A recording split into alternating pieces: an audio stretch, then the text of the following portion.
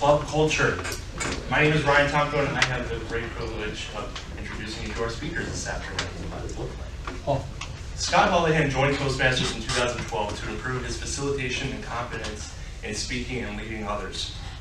That has been manifested in taking club and district roles, including club president, vice president of public relations, secretary, vice president of education, area director, and currently Hillside Division Director in Columbus. Scott is currently a member of 3 clubs and has been involved in leadership within several distinguished clubs. Finally, his most prized honor was being named District 40 Area Director of the Year in 2017 and 2018. David Young, born and raised outside of the United States and learning English as a second language, David realized that speaking the language alone would not suffice.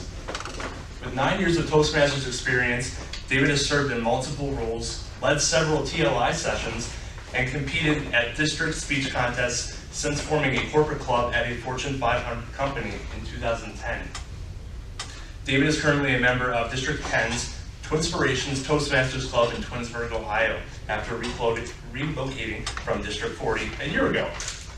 Please help me welcome Scott Houlihan and David Young.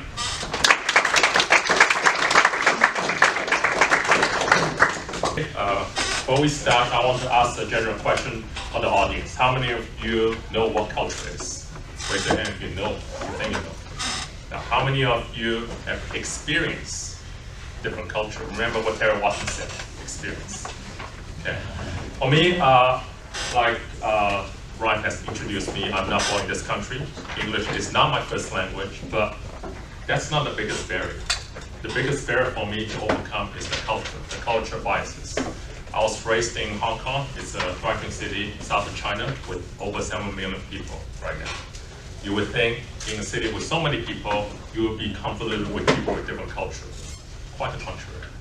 I felt like I was isolated, living in a city, working, living, mingling with friends and different people. I felt like I'm in a bubble. Everybody in Hong Kong lived in individual apartments too, so you don't see the homes that you have here in the United States. First, when I came to the US was about 16 years ago. That was the year right after 9/11. I know that was a tragedy. I don't want to bring up that story, but it is something to remind.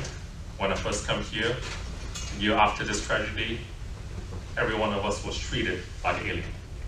It's very difficult at the time. I've been through this journey as a foreign exchange student after earning a scholarship in the US, and I thought maybe I would get accepted into some kind of host family. Who knows where I'm descended? There's 50 states here, maybe Alaska. Who knows, right? Ended up in a state that started with O, not Ohio. It's the other state that started with O. There you go. No, Oregon. Maybe some of you might catch that. It was in the middle of the country. I was forced to interact with people from different cultural backgrounds, different practices. They have a different value, traditional value, different than what I have experienced through the first half of my life. Coming here is very difficult.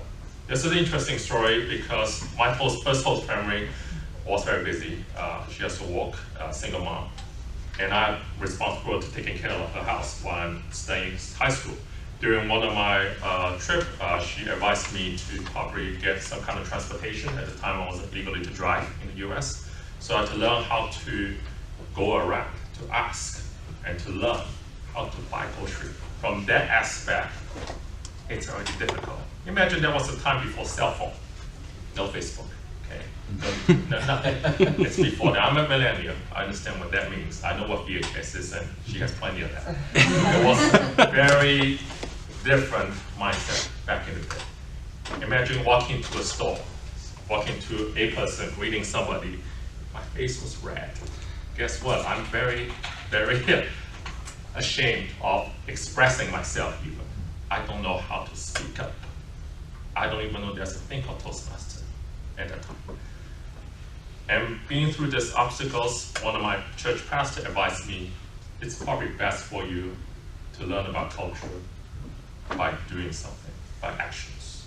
So my experience in culture, overcoming the culture barrier, is by acting on it, by facing the problem head on, is the best way to resolve it. Ladies and gentlemen, in front of your page, you have a handout on defined culture.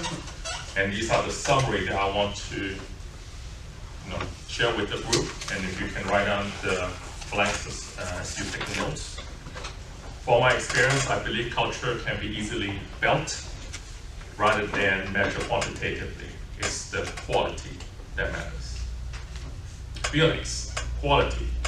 Harry is an excellent comedian this morning, talking about experience. Part of experience is what? Feelings. Part of experience is what? Quality. Now, there are quantitative metrics we can measure. Coming from a very competitive region in Asia, it's all about grades, scorecards, GPA, but there are stuff that you cannot measure. And one good example I can give you is when I first come to Ohio, I was in the city of Dayton and Cincinnati, working between both, and that's when I was involved in District 40 before I met Scott. I was already involved in Toastmasters about 7 years at the time, and this is my binder. I want to bring it here to you to show you. This is what it takes to get a DTM. You got to put down the action. So a lot of content, agendas, award, and my best. These are the old ribbon that they gave me because they don't have the new one. So they gave me the old one, the vertical one. I kept it. Now it's important to have achievement, but it's also more important to share that value through different members. I learned that when I first involved in Cincinnati, at the time I was searching for a Toastmasters club. I don't know where to start.